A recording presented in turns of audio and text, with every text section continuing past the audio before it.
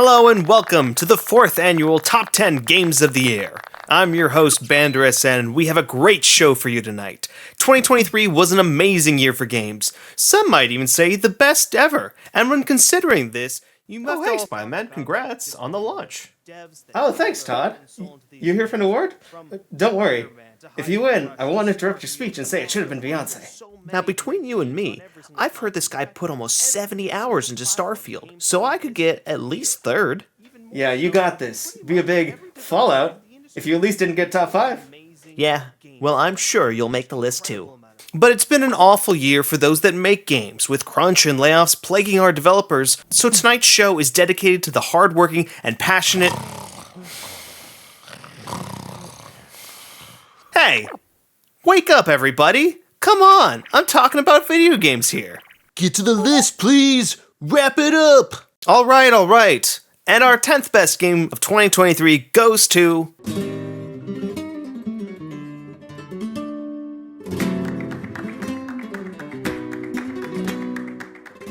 Confession time. The only RE game I've ever played is 2 Remake, so I'm very fresh when it comes to the franchise.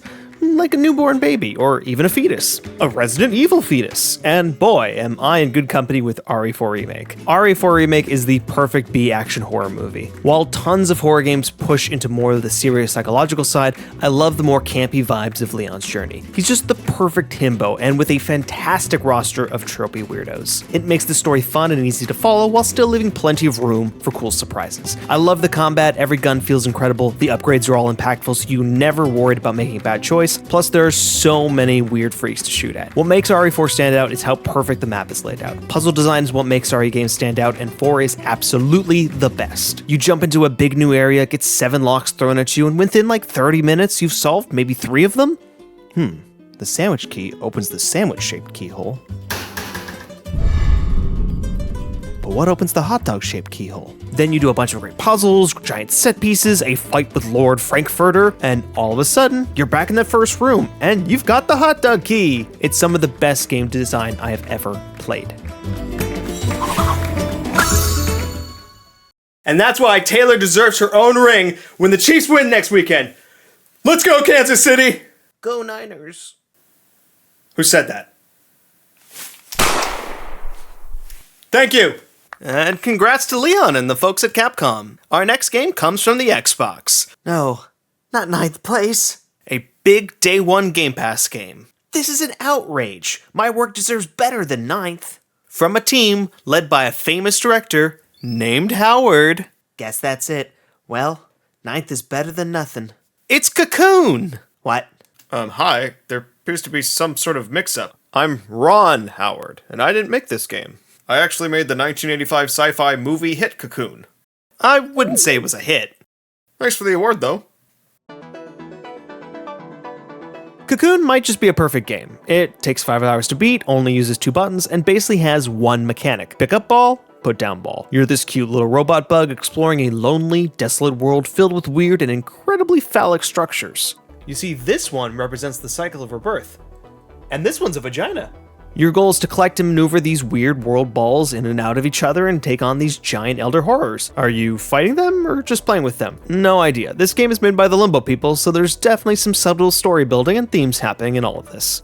Big girthy themes. A lot of puzzle games make the mistake of getting way too messy in the later hours. Once you've introduced every mechanic and are laying them on top of each other, puzzles become a bit more of a headache than a fun challenge. The simplicity of Cocoon's design means that every puzzle is solvable with what's in your immediate vicinity. It gates you off in places where you have everything you need to progress. Also, everything is so conveniently placed, you're not going to have to drag a piece around a spot for minutes even though you already know the solution. Cocoon just understands what makes a fun, challenging puzzle. The boss fights are surprisingly unique, and there are tons of jaw-drop moments where the game shows you a completely new perspective on what you're doing. Easily one of the best puzzle games of all time.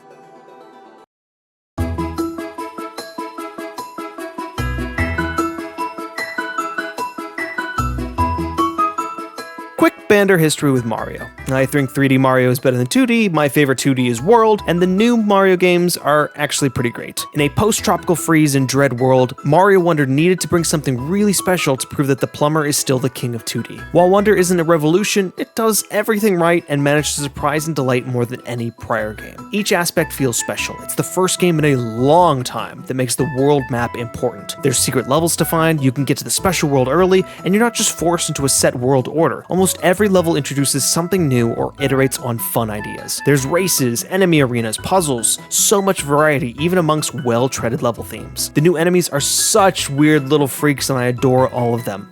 This one's my favorite. Online being this ghost system where you play levels with randos that help overcome difficult jumps and find secrets creates these oddly Dark Souls feeling moments. It's probably Nintendo's best use of online, and the Wonder Flower is not just a cheap gimmick. It really manages to take an enemy or mechanic and say, what if we made it weird? Singing piranha plants, stealth Goombas, tall, dark, and handsome.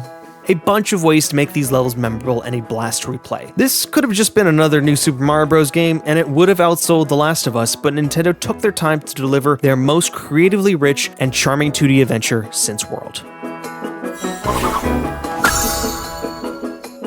Oh, thank you. I know what everyone's been saying. Oh, Mario's Gone Hollywood, what with the theme park and the second highest grossing animated movie of all time. In fact, it was over 3 times what Sonic's made. My passion is still in games, and will always be in games. Boy, if Mario's number 8, this must be a real competitive year. Still think you've got a shot? Well, if my check cleared, I should be taking home a cool 5th place. You bribed the judge for 5th? Couldn't afford 4th. That super hearing does not pay well. Neither does game dev. Sonic just slapped the shit out of me. So, number 7.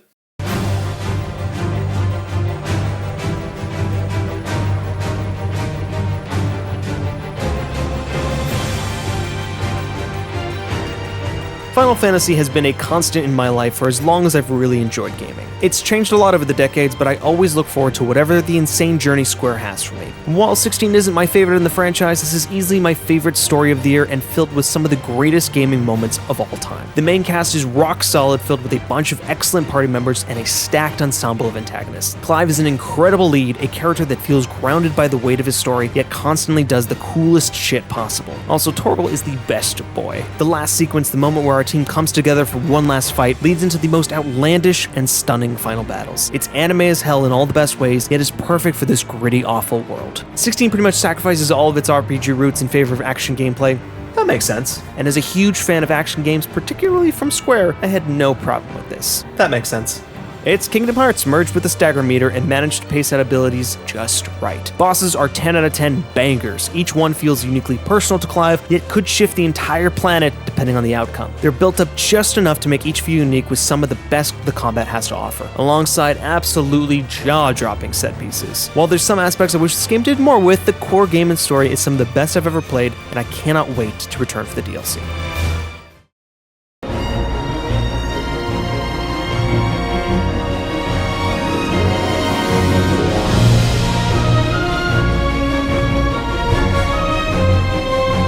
Back in 2013, EA made a 10-year deal to exclusively publish every new Star Wars game that was coming out. And in that time, they didn't do shit. But on one faithful E3, a poor dev was forced to talk about a game way too early. And lo and behold, that game was the best Star Wars game ever. And then they did it again. It's kind of bizarre to me that a AAA Star Wars game somehow went under the radar, but it's 2023, anything goes. Jedi Survivor is incredible. Cal Kestis and the crew are some of the best Star Wars characters ever, and every fan needs to play this. Picking up years after the first, our characters are living completely new lives, and we gotta get the team back together. Survivor balances new, exciting stories while rounding out arcs established in the first game. It's emotional, punchy, and dives into the harder themes of what it takes to stand up to fascism. It's just good Star Wars. Honestly, the first game nailed combat, and this game does that again, but more, and it's great. Where the game truly excels, though, is exploration. Running around Coruscant and Jeddah is awesome, but the massive sprawling world of Kobo is one of the best realized planets in games. games. There's tons of interesting ruins and caves filled with cool puzzles and unique monsters to fight, plus Survivor has some of the most enthralling side quests in its genre. If Fallen Order was Star Wars Asylum, this is absolutely City. If it wasn't for the bugs, this would be fighting for the top spot on this list, but despite that, it is still an absolute masterclass in what a Star Wars game should be.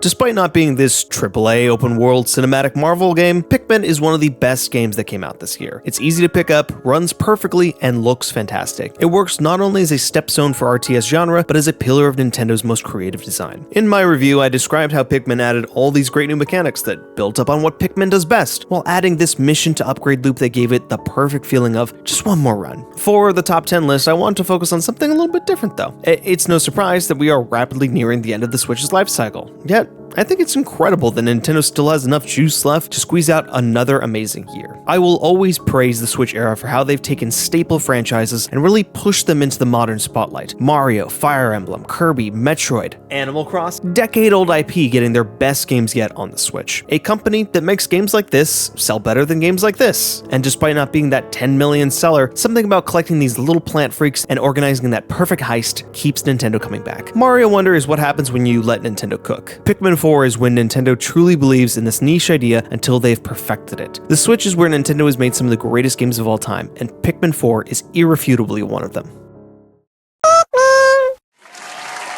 Thank you, Pikmin. That was such a moving speech. Our next game is one of the biggest achievements for its console. Said to be one of the best games Xbox has put out in years. Okay, Toddy. Todders. Big T. Toddsworth. Toddadile. Toddball. Princess Toadstool. Todd of Duty. This is it. It's not first place, but fourth ain't too bad, and It's Hi-Fi Rush. Wow, congrats, Chai. What a big win. are you kidding me? That 4-hour-long rhythm game? How is that? Okay, there's still 3 spots left. Not the end of the world. But wait, if there's only 3 spots...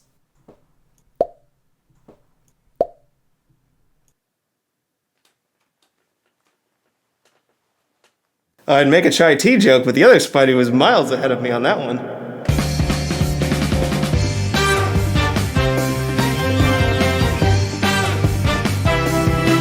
Hi, I'm BanderSN, and I was a teenager in the 2000s. And if you couldn't tell, I like 2 things. Kingdom Hearts and Scott Pilgrim. I think I'm in love. Hi-Fi Rush was the biggest surprise of 2023 and my favorite game Xbox has put out in a long time. It's just a cool game. The world is cool, the enemies are cool, the bosses are awesome, and I will always love a dumb as bricks lead character with a heart of gold that needs this team of misfits to basically help him wipe his ass because he is so freaking dumb while he destroys the evils of capitalism, or fascism, or sometimes both.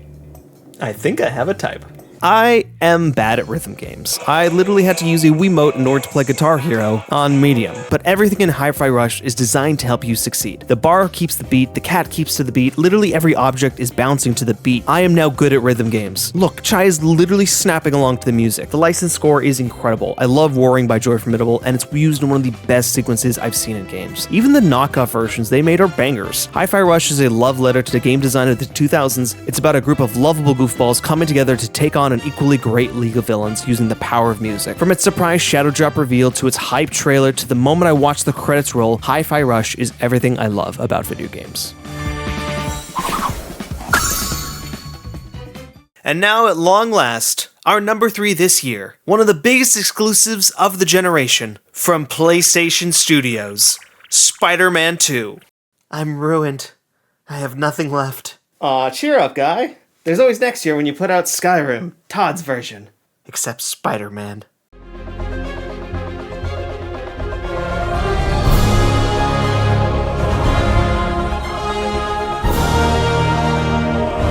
I just want to remind everyone that this is my personal top 10, so it's okay if I'm a little bit biased. What makes you say that? Look, Spider-Man is my favorite superhero, and it's not even close. The fact that we have had not one, but 3 of these absolutely incredible games is the coolest timeline to be in. These are pretty much my perfect story-focused open-world games. They're lean, side quests are unique, meaningful, and they are a blast to 100%. Combat gives you enough for the runtime, and it's just the best-looking game ever. Sometimes when I'm chatting with my friends in a call, I'll do this thing where I run around in a circle for like 20 minutes until we actually decide to play something. Spider-Man has the greatest version of that ever. We all have different reasons games connect with us, and for me, if a game can occupy that little space in my brain that needs attention, it will stick with me for a long time. Spider-Man 2 has the best traversal system ever made. It gives you a big toolbox of moves to get you from point A to point B as quickly as possible, but also makes it fun to not go as quickly as possible. Maybe I'll see how far I can glide. Maybe I'll just casually swing and do a few tricks. Maybe I'll... Apparently, this game also has the greatest fast travel ever, but why would I ever use it? It's just too fun to swing. I don't care that it's just another Spider-Man game. Insomniac made changes where it counted and delivered another perfect Bander game. And don't forget, everyone, this year's a voting year, so make sure you hi-fi rush to the polls.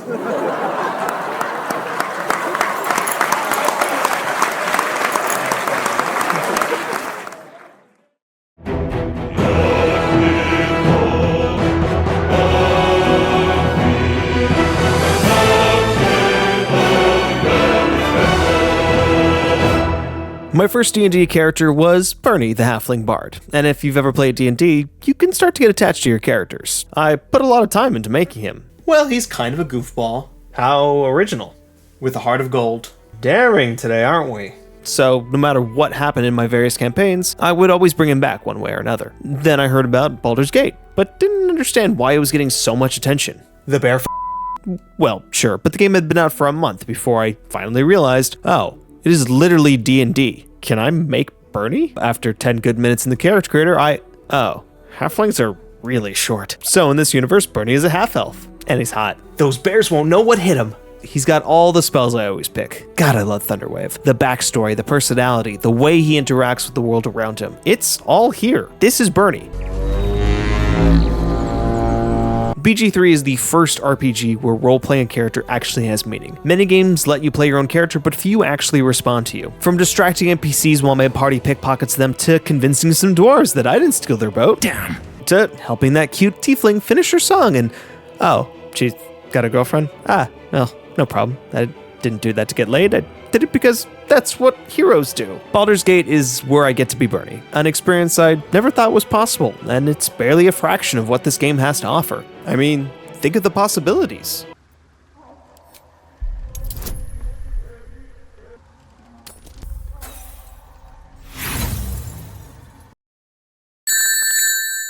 Baldur's Gate is a game of a generation, and one that I will be playing for a long time.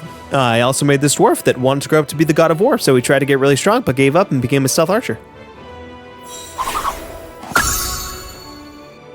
Alright, and with that, 9 games down, 1 game left.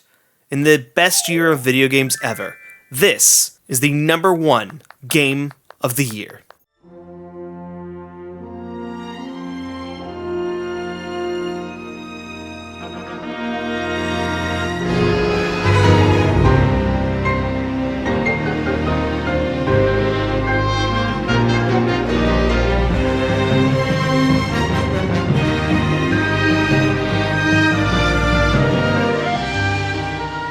Tears of the Kingdom is that once-in-a-lifetime experience that we talked about forevermore. Like it or love it, it is not only a victory lap for Zelda, but for Nintendo themselves. And since it is my #1, I feel the need to say more than just, oh, Ultra Hand is so innovative. But it really isn't easy to contribute something new to that conversation. I think it's the greatest gaming franchise of all time, and I think this game highlights what's so special about Zelda, while showing that it still has new ideas to share with us. So, how about a hot take? Revisiting this version of Hyrule for the second time makes this game better. It's not often a Zelda game thinks it has more to say. There's this strange melancholy that comes when you complete a Zelda game. We travel through Hyrule after Hyrule, searching every inch for every secret until there's no more adventure left. For the first time, we have a Zelda game that says, you missed a spot. Sequels are complicated. Offering something new while balancing expectations from what came before is tricky, so I can understand why for some this didn't hit. For me though, coming back after all these years, seeing what's changed, is as refreshing as exploring Hyrule for the first time. We will see a new Hyrule again. This time though, in that giant world that I spent so much time learning about, it is nice to know it still has more to show me. Tears of the Kingdom is my game of the year in the best year of games. It has the coolest moveset of all time, the most incredible soundtrack ever made, the best story a Zelda has ever told, an ending that puts most AAA games to shame, and of course, a world so good it had even more to say the second time around.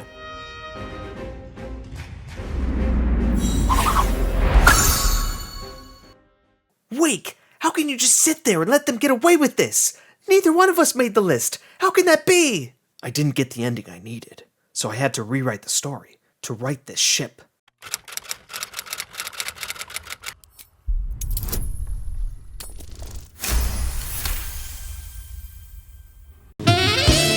And that's this year's top 10. Thank you all so much for— Wait! Todd, stop! This isn't you! Look! A distant weather system! Oh my god! A low pressure front! You can't do this to me! You know how much I sacrificed? Todd, the voters were unanimous. But you're the only voter! Security. So that's my top 10 games of 2023. And like everyone has already said, just an incredible year for games. It's honestly shocking how many games didn't make it that easily would have last year. Dave the Diver, Alan Wake, Metroid Prime, Mario RPG, and yeah, even Starfield. So thank you all so much for watching. Carbon-Based Bander, close it out. What is your favorite game of 2023? Oh, the one where they killed Sonic. Who were you calling? Just asking a friend. For a favor.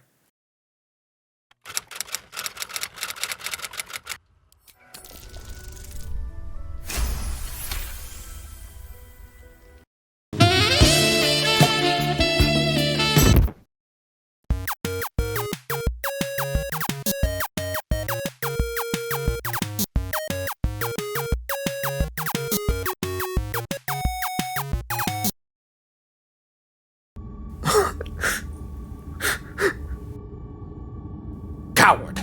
Who's there? Letting them walk all over you. What do you want? Hiding from who you truly are. The game creator you were always meant to be. What do you want me to do?